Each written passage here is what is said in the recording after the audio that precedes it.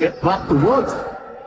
Get back to work because it's important. Dami natin kailangan gawin. Look, we had a meeting sa Uplift Committee and marami tayong kailangan pagawa sa mga batas na mga batas.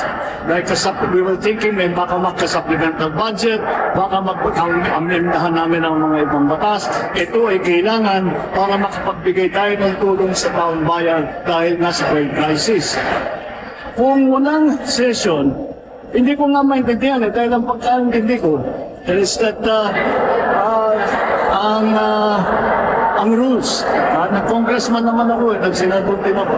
Ang rules dyan, bago ka mag-cancel ng session, you have to inform the other house 3 days before you cancel a session. And there has to be a very good reason for canceling a session.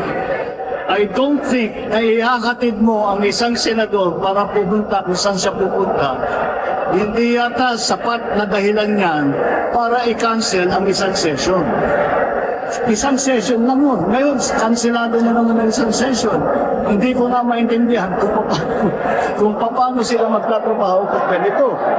Ang House of Representatives kayo ay nagtataka kung paano ba, nagbago na ba yung rules, nagbago na ba yung mga patakbo natin kagaya ng sa mga nakaraan. It is a rule that is contained in the Constitution. And so,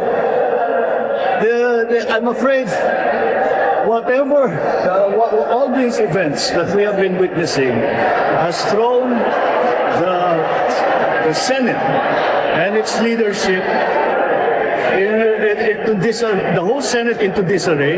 It has discredited the leadership, and it has stopped the essential business of legislation in government.